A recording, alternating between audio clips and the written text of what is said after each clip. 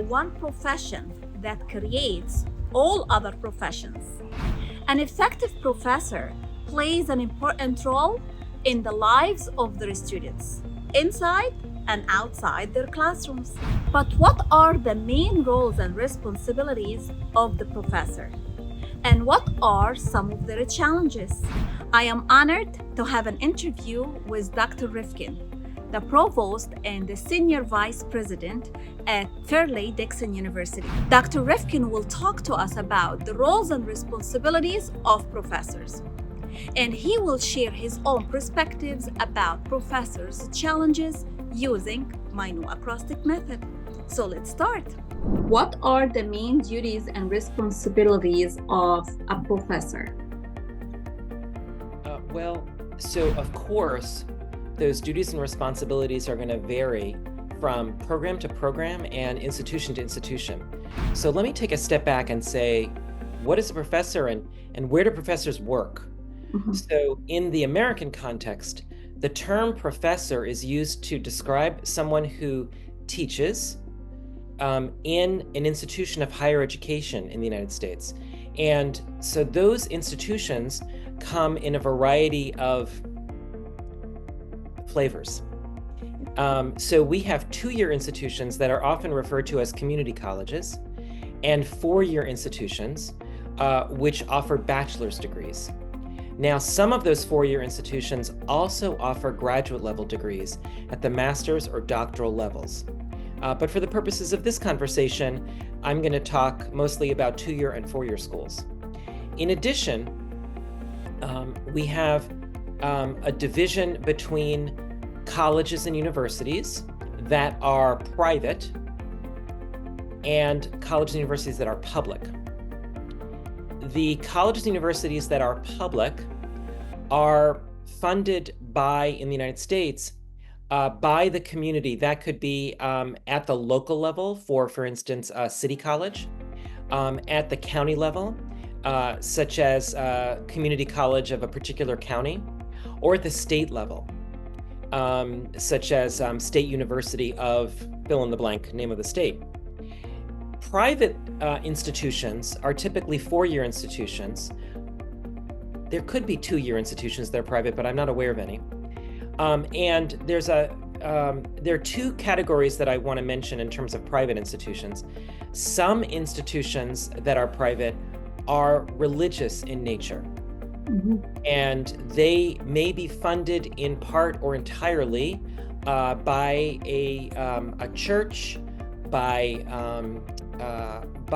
a religious community that is not Christian, and then the rest are secular, so they're not church related.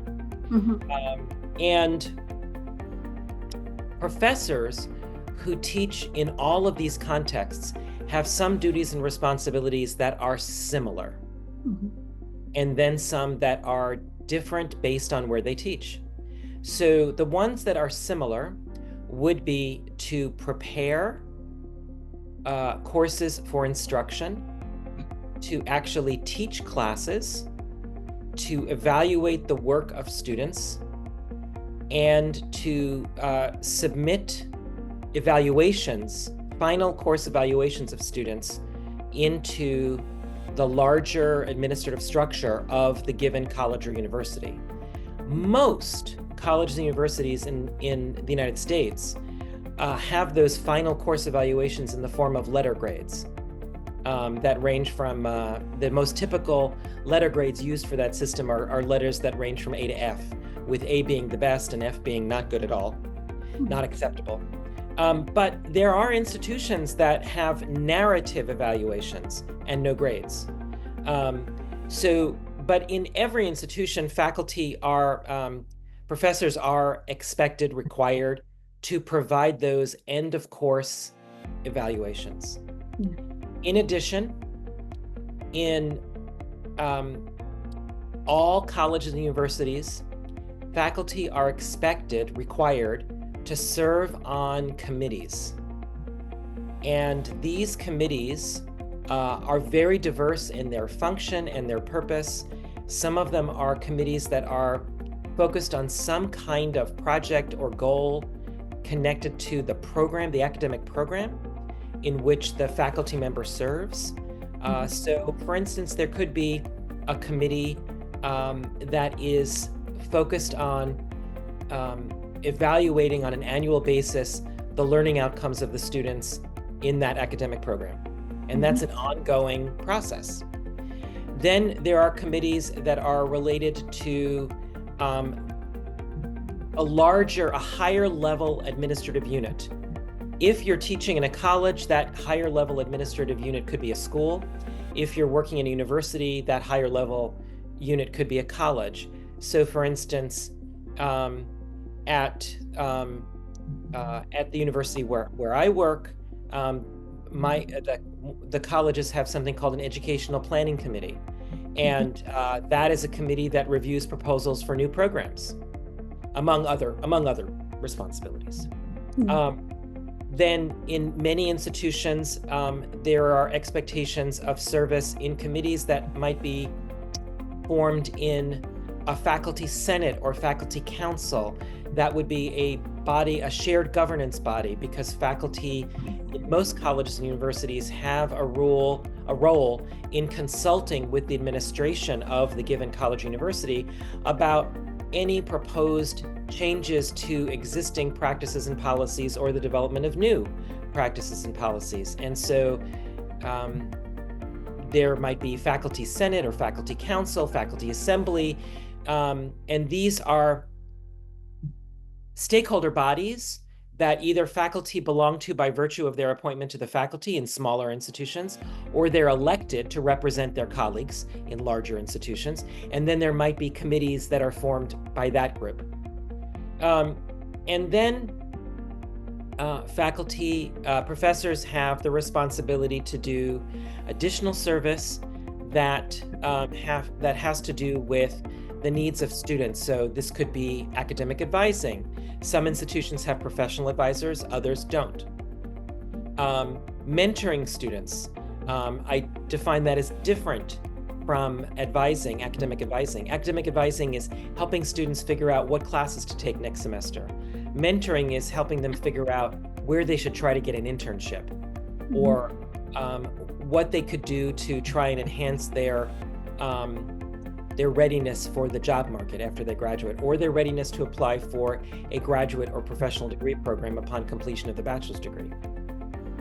This kind of service may also include supervising students doing independent studies, which could include also something that at some institutions might be called a senior thesis, some sort of big research project that happens in a student's final year in the degree program.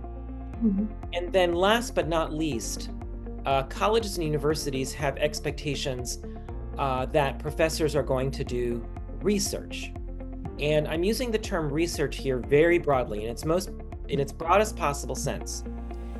Sometimes we think of research as involving work that a faculty member does in a chemistry lab or in an archive, resulting in a publication in a scholarly journal that may be co-authored, or a book. But research also includes the work of faculty in a school of the arts, who create a number of paintings that wind up getting exhibited in a gallery or a museum. It also includes the testimony before a state commission about proposed changes to policy for a professor who studies urban policy or civil engineering. It could also include performances by faculty, again in the arts, who teach dance or theater. So I'm considering research to be all of this professional scholarly activity. And different colleges and universities have different expectations for the volume of scholarly productivity that is created on an annual basis by their faculty members.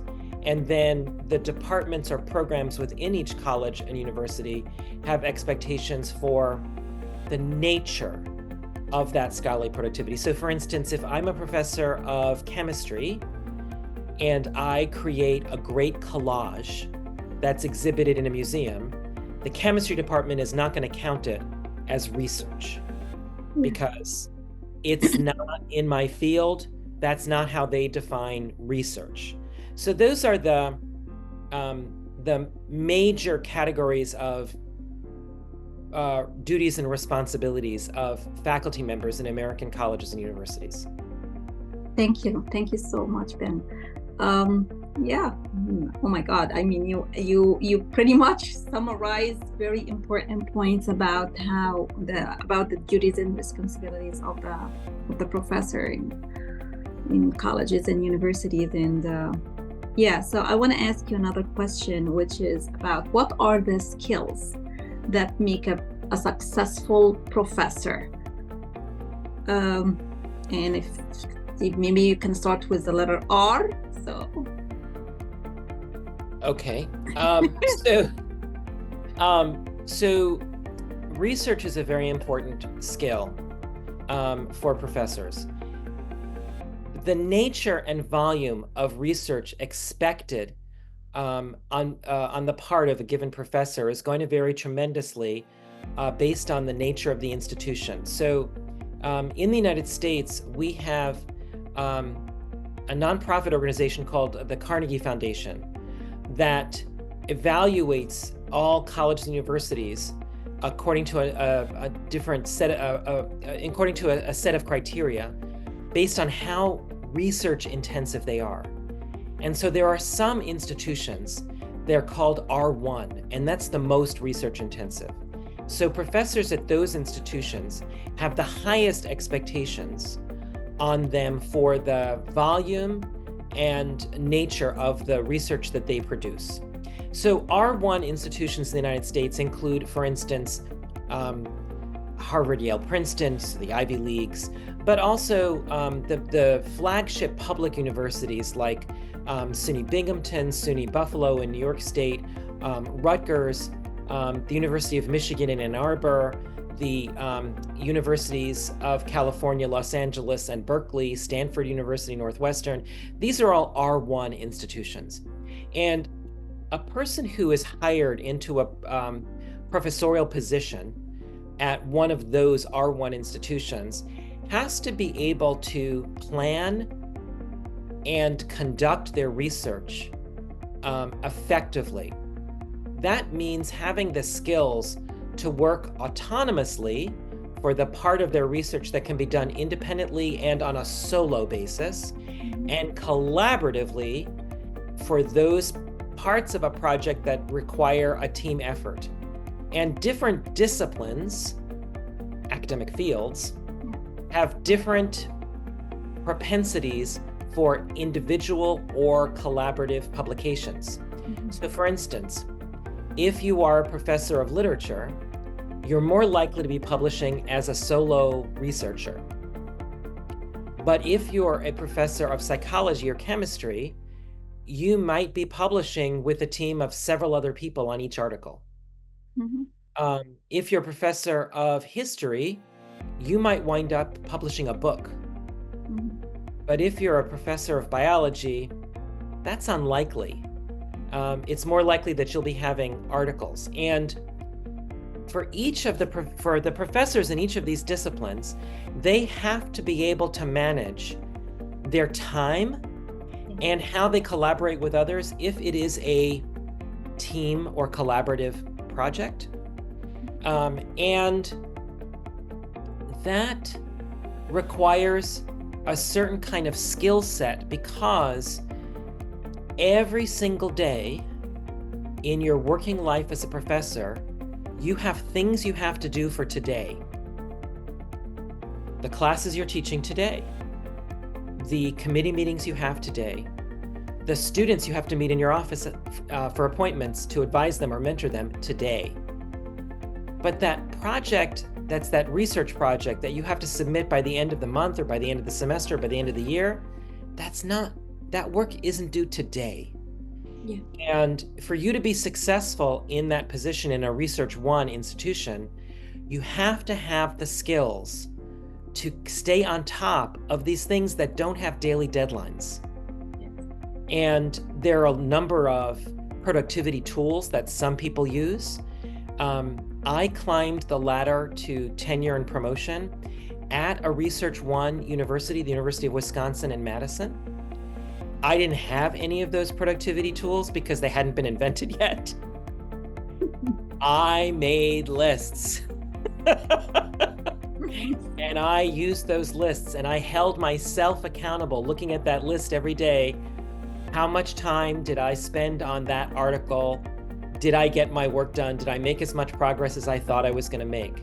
And scheduling using a calendar, for me, it was paper. It was because I did not, I started my my academic career before there were Blackberries or Palm Pilots or things like that. So because I'm that old, so I had printed out in Microsoft Word a grid with a calendar, and I mapped out 3 hours on this article that day, right? And one of the other challenges related to research that requires attention and skill is when you're beginning as a fresh new assistant professor on the tenure track, you probably only have one research project in progress.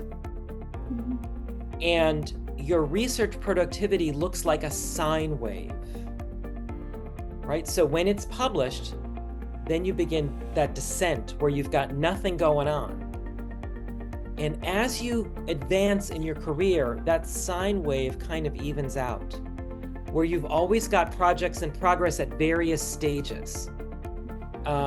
And so you need to develop the skills to manage different projects at different stages of readiness and completion at all times. I agree. So it's a juggling project, right? Yeah. And then I'm going to throw into the mix that one of the things that I found very helpful, continue to find very helpful, and many professors find very helpful, is to give presentations at conferences in your academic field to get feedback from other professors and researchers about what you're doing. And so building that into your timeline, so I'm working on this project, and in the first year, I'm going to give a presentation or a paper about this project at that conference that's going to be in April. And that's going to give me useful feedback. And then by the end of August, I will have an article ready to send out to a journal for review for publication. Mm-hmm. And it's important for researchers, for professors conducting research, to understand that most scholarly journals, let me back up, most universities and colleges will only count publications in scholarly journals that have something called blind review, blind peer review, which means that at least one, and as many as 3 or 4, typically 2, scholars in your field who don't know who you are and you don't know who they are reading your manuscript to determine whether or not they think it's publishable and to give you feedback on it. Correct. And that feedback could wind up being, this is ready to go, which has happened to me once in my life, so don't count on it. Once. Have I mentioned it was once? Just once. And that was 2 years ago. So I had been working as a publishing scholar for over 30 years by the time that happened. So then there's revise and resubmit, which might be minor corrections. And then there's major revisions. And then there's rejection. No, not for our journal. So the process to get your article accepted for publication can take months, depending on your field and the journal. And so it's important for people who want to be professors to understand that this is not a write it up, send it in, get it published. It's a long time, and you can't sit still once you've submitted that article for publication review, you need to be working on the next article already. Yeah, yes. Because you don't have time to twiddle your thumbs and think, oh, I hope they accept it as is. So that's, so that would be sort of more detail about the research perspective. And then I would just also add, it's my hope that professors who are conducting research do research in a way that really can provide some benefit to the world. Yes. So that people who read that research can benefit from it. And it not just be something that is a demonstration that you know how to analyze certain data. Yeah. What are your conclusions? What does this mean? Yeah, I agree with you. I agree. Thank you. So what are some of the challenges for the professor?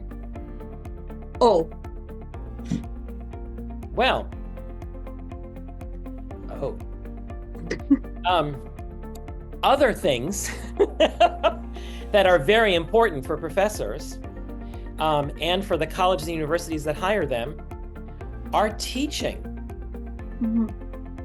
And it's very important for professors to think about teaching from the perspective of how what they do as educators benefits their students. The number one principle, I believe, for the design, not only of a lesson, like today, we're going to learn about triangles, whether that's a geometry class or a music class, but also for the entire course. What is the learning benefit for the student for this lesson or for this course? How do I teach this lesson? How do I teach this course to maximize student learning? And most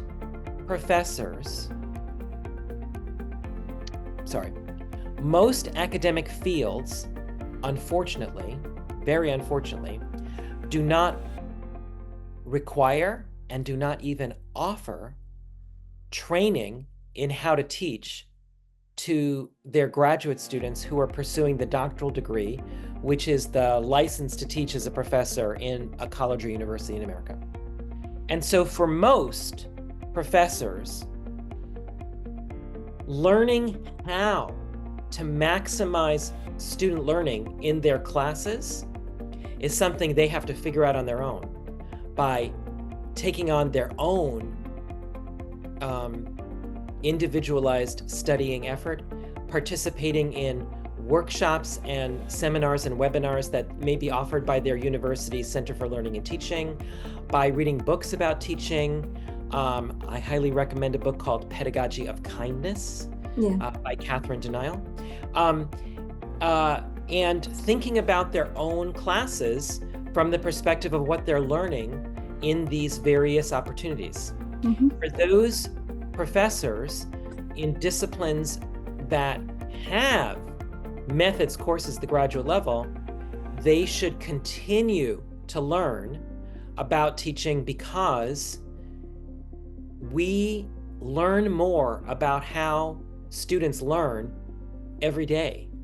And so we as professionals should continue to work on our own improvement as educators. Thank you. Thank you so much. So professors are leaders. Please share 3 qualities that you think are necessary in a leader. F. The key word, I think, for talking about leadership here is faculty. A professor is a member of the faculty. And faculty, the word faculty in the English language, is what we call a collective noun. Some people want to become professors because they like the idea of being an individual professional operating very autonomously in a class where they get to make all the decisions themselves. But that is not a recipe for success for the individual professor or for the students in that classroom. Professors have to understand that they are members of a faculty. And that means working collectively with members of the faculty and serving as in leadership positions with their colleagues on the faculty, respecting the collective. So it is very, very important that professors, as leaders, understand their role in that collective context. And if I may skip ahead,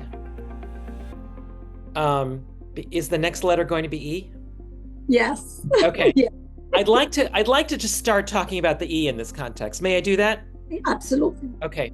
Because one of the things that professors have to be successful, both as members of the faculty and as individual educators, instructors in the classroom, is emotional intelligence.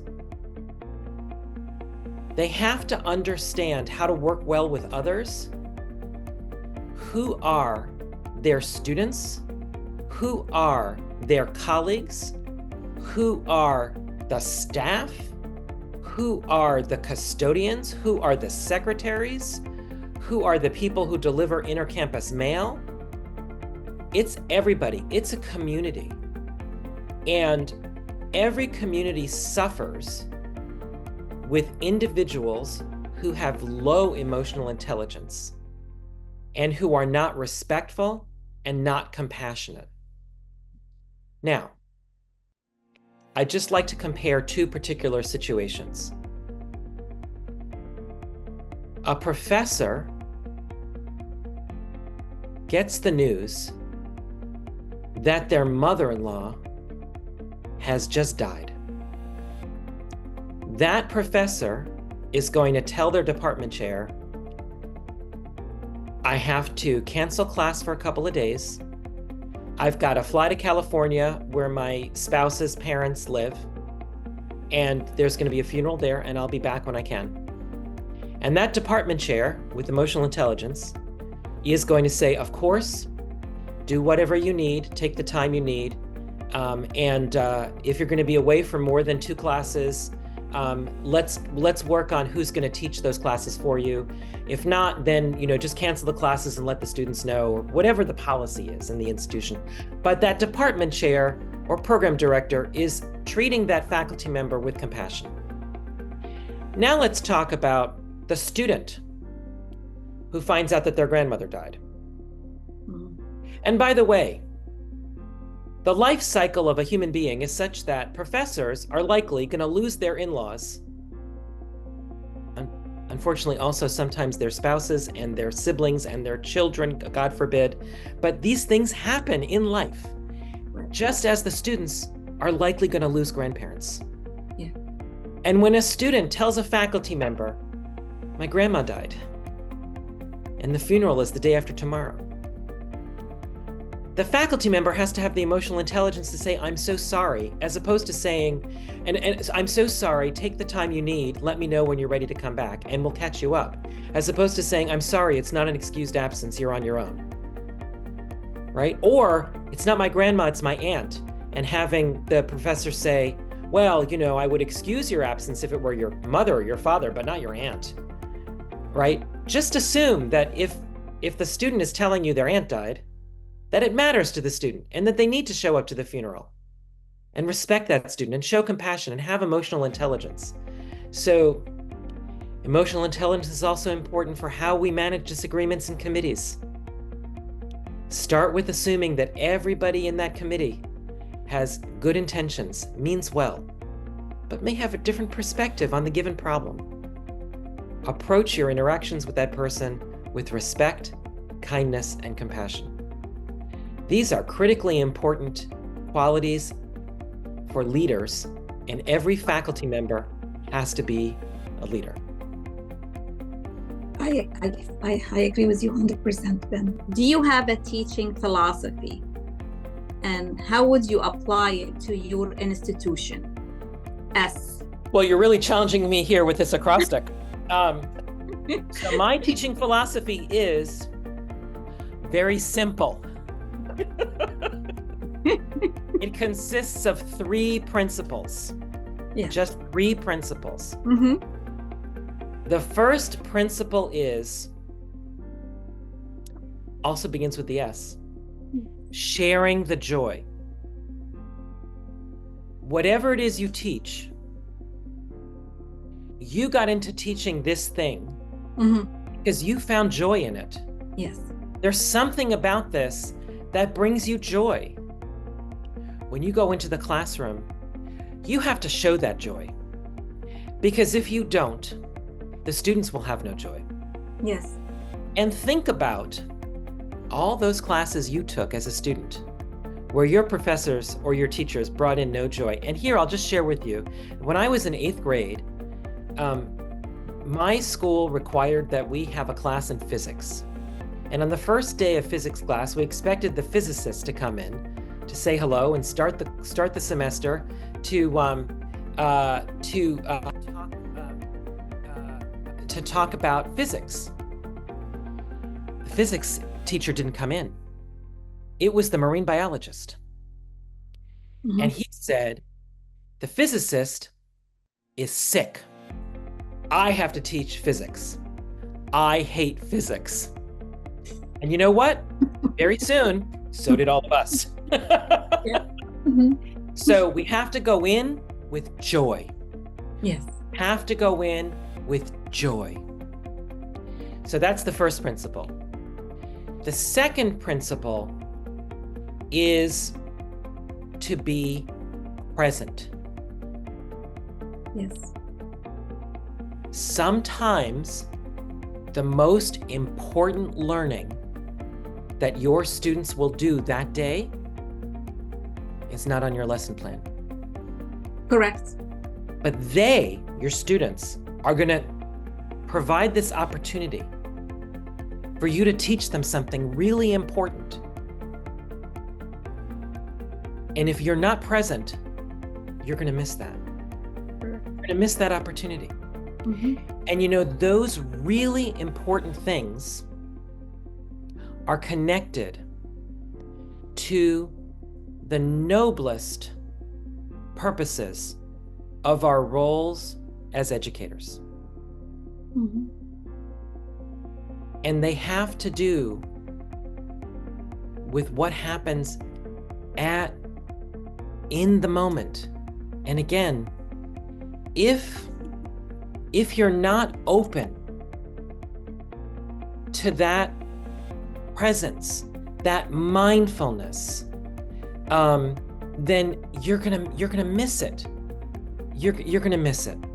And so you've got to be listening and seeing what it is that your students are presenting at that moment, to be able to respond to it, to be able to take advantage of the opportunities that your students are giving you at that moment. And you know, and that's just absolutely essential. So now then the third thing has to do with compassion. And this is compassion for lots of different people. Compassion for your students, compassion for your colleagues, and everybody you work with. I'm including colleagues here as not only other professors, but the custodian who cleans up the classroom for you, and the secretary, and everybody. And compassion for yourself. There are going to be days when it's hard. Have compassion for yourself. There are going to be days when it's hard for one or more of your students. Have compassion on them, for them. And with those three principles, understand that in many educational contexts, not all, but in many, the most important things you are teaching are not content, but skills. Correct. And part of having compassion for your students is understanding that the vast majority of them are not going to seek to get the same doctoral degree that you did. Yeah. They're taking that class to fulfill a requirement. Maybe it's part of their major, maybe it's not. Mm-hmm. On a lark, I decided I wanted to take a Russian class. Mm-hmm. And I was planning on majoring in history and going to law school. But by the end of that first semester of Russian, I had decided I'm not majoring in history. I'm not going to law school. I'm majoring in this. I want to become a professor of Russian. Yes. My motivation for all of my Russian classes was through the roof. Mm-hmm. I wanted to learn everything. I wanted to do everything perfectly. My expectations for my own performance were sky high. My students are not like me. My students don't have those ambitions. They don't have that aspiration. They don't have that goal. And it's okay. And I have to work with them, have compassion for them, and meet them where they are, not where I think they should be. So I hope that's helpful. Very helpful, honestly, very helpful. What you just shared are actually essential ingredients for a successful learning. So I agree with you 100%. So here is my next question. Okay. In your opinion, what is the effective approach for professors to use to provide feedback to their students on assignments or exams? It's very important to have a system. Yeah. And I think that, in the system for feedback, you need to accommodate for one very, very important thing, which is a complicated thing. So it's going to take me a moment here to describe it. You are the professor who has a doctoral degree in this subject. Your students do not have that doctoral degree. They are on a learning curve. And that learning curve is not necessarily going to take them to where you are or where you've been, because they don't necessarily have that ambition in their lives. You can think about yourself as being a fluent speaker of your language. Maybe you're a fluent speaker of accounting. You're a fluent speaker of nursing. In my case, I'm a fluent speaker of Russian. And whenever a student submits a paper, written in the language of accounting, written in the language of nursing, it could mean, or that work could be so far removed from your level of fluency that you could correct every word. But what does that accomplish? It accomplishes only the discouragement of your learners. Because what it establishes for your learners is that they can never achieve your fluency. And so you need a system to identify what are the most important things to give feedback on at this moment in the development of your students' learning process on their journey to develop fluency in accounting, nursing, Russian, whatever it is you're teaching. Yeah. And your system has to provide your students with feedback that recognizes their successful efforts to improve on the things you told them about last time.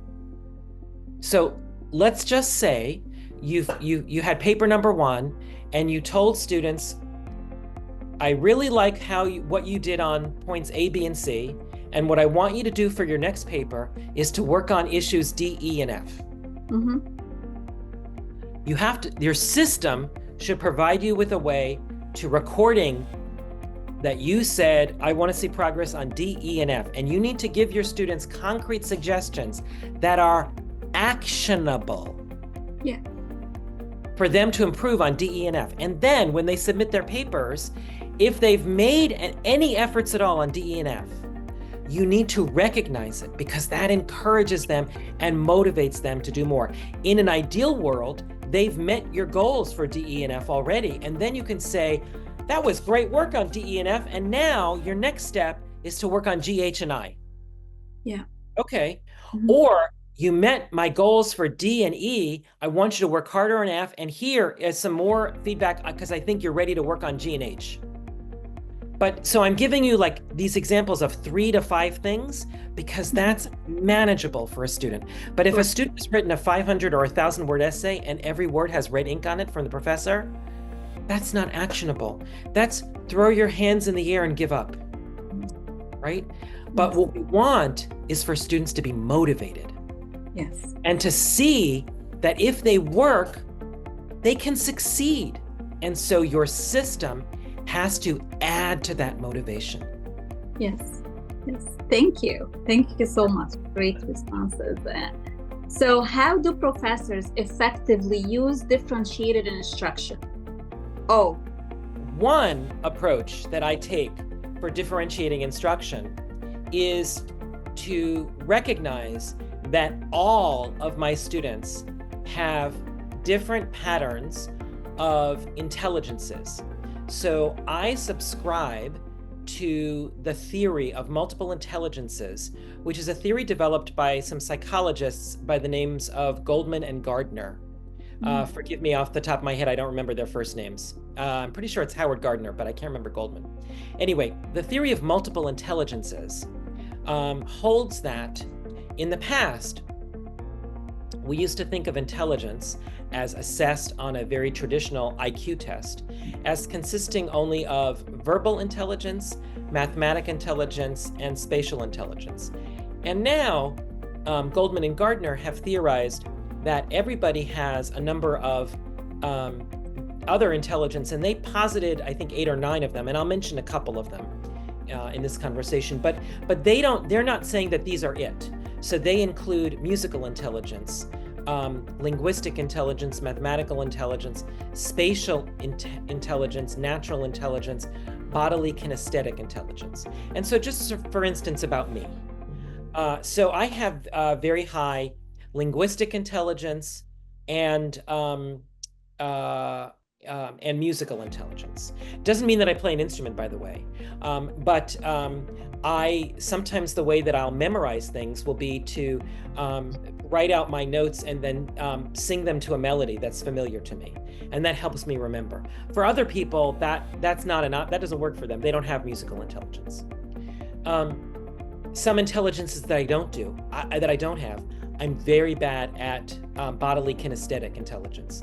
And so sometimes, like I've been in a class as a student where a teacher will bring in a ball and say, we're going to ask each other questions and we're going to throw the ball from person to person. For me, that's a nightmare, because, I'm going to drop the ball's going to hit me in the head. Anything bad that could happen with the ball is going to happen with the ball, because me and balls do not get along.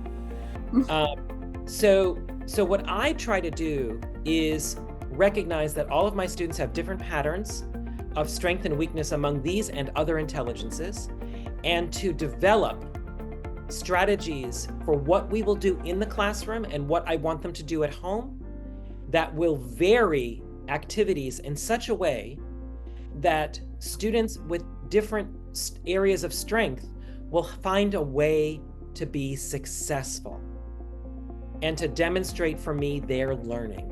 So for instance, one of the things I do when I'm teaching Russian is I'll always have, every 2 weeks, I teach a song in Russian.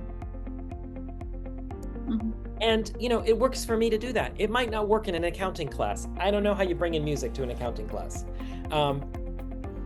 That's beyond my pay grade for me to help you with that. But for my Russian classes, I bring in a song that is related to what we're working on. And I would say the vast majority of my students find this to be extraordinarily helpful. Yeah. And some of my students hate it. And to the students who hate it, I say, thank you for putting up with this now. Tomorrow we'll do something that you'll love and other people will hate. So just to keep that variety of tasks and also provide students with differentiated ways to demonstrate their learning, so that everybody can show me evidence that they're succeeding. And that takes effort on my part because my students are not all of them, very few of them, like me. So the ways that I showed my professors that I was learning were very traditional ways, but that fit me. Correct. And I had classmates that it didn't fit. So this is something that all of us professors have to bear in mind. We succeeded in a pathway that was very traditionally defined. And for us to meet the needs of students who are different from us, we have to broaden the pathway or create new pathways. Tell us about your preferred teaching methods. What I need to do in the classroom is rouse people. When I'm teaching classes that are not Russian language, that would include Russian literature classes, classes about Russian film, classes about applied linguistics. Those are the different disciplines that I teach. I need to do things in the classroom that make my students motivated to be there, excited to learn, and ready to fully engage. That means I need to rouse them. I need to rouse them from being focused on their phones, on their social media, from sleepiness, because maybe they just had lunch and their stomach is taking all of their energy to digest what they ate. I need to make them feel like being here now and doing this is exciting. And I do that in a couple of different ways. First, I assign my students the preparation for the class. And when they come in, I give them a little quiz, and that little quiz is open note. So they've done their reading for today, and they walk in and they take their quiz and it's open notes. So just by having read the material and taken notes on it, they are ready to answer the questions on the quiz. And the quiz questions are at the lowest levels of Bloom's taxonomy. If you don't know what Bloom's taxonomy is, Google it. It's really useful to know in terms of the design and delivery of instruction. So the questions on the quiz are fill in the blank, true, false, multiple choice, very simple. There's between 6 and 8 questions, and most of them are on the reading, and a couple are based on the class that we had the previous class session. And this is how I kind of orient them to get ready. Here we go. And those quizzes are graded on a credit, no credit basis. And the grade for quizzes for this semester is based on the percentage of quizzes that they got credit for.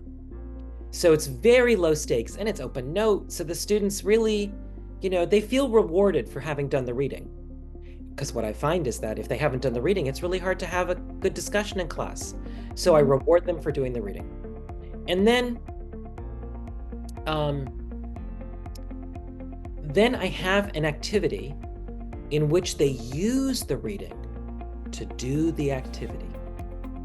And that activity involves pair or group work that is then reported to the class as a whole.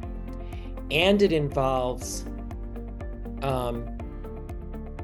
decision-making at the highest levels of Bloom's taxonomy. So it's evaluation and it's creation, right? Assessment or evaluation and creation and analysis. So just to give you an example, when I teach language acquisition, the students have read about the different stages at which toddlers are acquiring language. And I have the students listen, they can't see, they just listen to toddler speech that I've gotten from YouTube videos. YouTube is great, by the way, because parents record their kids and then put them up on YouTube for the grandparents who live far away to see the videos of their grandkids. And so, as a professor, I can use that. And then they, in their small groups, discuss the language development of the toddler they don't see, they just hear, based on what they read the night before, right? Or in a literature class, I'll ask my students, for the section of the novel you read today, discuss whether or not you think the behavior of characters A, B, and C were ethical. And then we bring that information to the whole class. So it is exciting for them, it's motivating for them, and they process the information in a more meaningful way, in a deeper way. And that is absolutely essential for making progress towards the learning goals that I have for my students in every class that I teach. Because without student engagement, without motivation, there's no learning. And what I know is that if we focus our attention only on student regurgitation of memorized content, so you read for today and I'm going to quiz you for today, or I'm going to quiz you on your memory of what I lectured on last time, then I'm, as a professor, adding nothing to the learning process that can't be accomplished by artificial intelligence. Yeah. So I hope that's helpful and interesting for you. It's very, very helpful. Thank you very much, Ben, and thanks for sharing your own perspectives on professors' role and how to be a successful and effective professors inside the classroom with your students, and use different teaching methods and techniques to help your students enjoy learning and help them to be motivated inside the classroom and succeed. Thank you very much, Ben. Sharing enthusiasm in the classroom is very important to promote the students' attention and motivate them to learn. As a professor, I always advise my students to be active participants in the classroom, to feel free to share their own perspectives among their peers, and to hit the books before the exam. Thank you again, Dr. Rifkin, for sharing important information about professors' roles and responsibilities from an administrator and an educator perspective. Now it's your turn to practice. Share your own perspectives about other important roles and responsibilities of a professor from a student perspective using my new acrostic method. Leave your answers in a comment below. Don't forget to subscribe, like, comment, share, and follow for more.